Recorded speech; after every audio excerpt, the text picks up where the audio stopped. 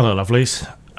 For reasons best known to themselves, Sixmorevodka sent me a promo package for Orken, their new project, including a sticker, explanatory leaflet, and a couple of other bits.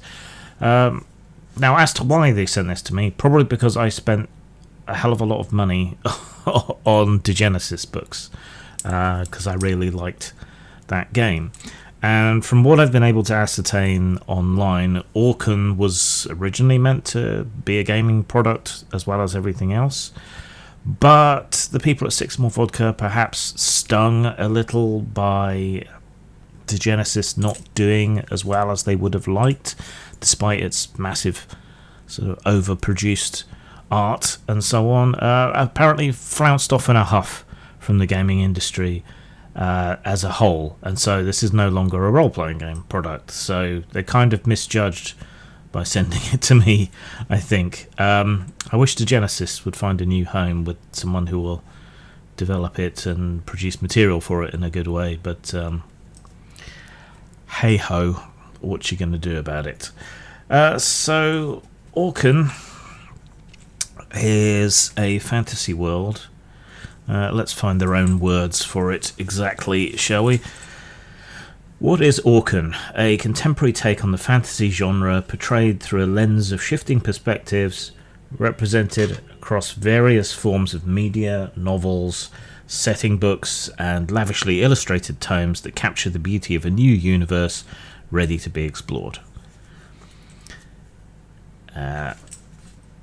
Edom is home, land of the birds that nest on the surface of Lake Bento, homestead of the herds, plains of every reed and every grass, soil fruitful, showered by rain, pelted by snow, baked by the rays of the unconquered sun. 4 tides have passed since the beginning of creation: the spirit tide, the tide of Gethwinter, the war tide, and the tide of dawn. Now the 5th tide looms. The midnight wolf battles the saber-tooth in the heavens, and the people of metal arrive from foreign shores.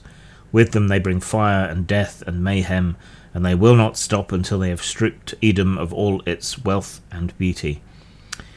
The Ka have ruled this earth. They are made from it. They are its claw, they are its blood. Edom is them.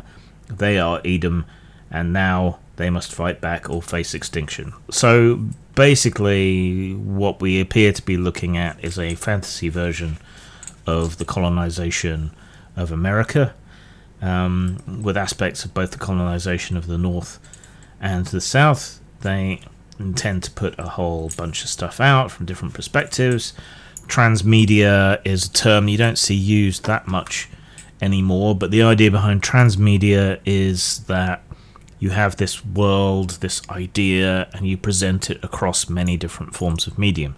So it might be animation, film, TV series, books, comics, music, all sorts of stuff, right? The Matrix is probably a good example of a transmedia product from when transmedia was the big buzzword, right? You had the films, you had the Animatrix, you had the comic books, you had the computer games, and so on, and it all tied into the same world. So if you wanted to be on top of everything, you had to watch it all.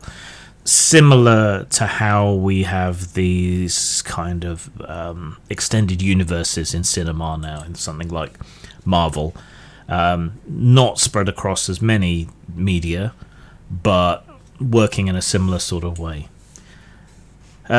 So I just find, and I'm sorry to say this, Sixmorevodka, you're probably going to end up pissed off at me and thinking it was a mistake sending me this, but I am just not interested. I mean, don't get me wrong, the ideas are good, the artwork is good, but humanizing the orc is something that is at this point old hat. I don't want humanized orcs anymore. I want monstrous orcs. I don't want them to be rehabilitated. I don't want to compare and contrast an evil group of goblinoids with any real world races. Thanks. So, despite this sort of being, I guess, a green and brown version of Avatar or Dances with Wolves or whatever, and despite all the obvious work and so on that's gone into it, the quality of the artwork and everything, it's just the concept is, to me, extremely old hat. It's stuff we've seen before many times. It is now the standard, and as a result, I am just bored of it. utterly bored of it. And the only way this would have any interest to me is if it were set up to be a game, which it isn't, because apparently they got upset at the toxicity of the role-playing game industry and audience. They're not wrong, but this is so obviously a project that was intended for that sort of thing that it seems pointless to go ahead if you're not going to produce a game or something with it. So I'm sorry, Sixmorevodka. I appreciate you sending me this for whatever reason you did, but it's just not what I'm interested in at the moment.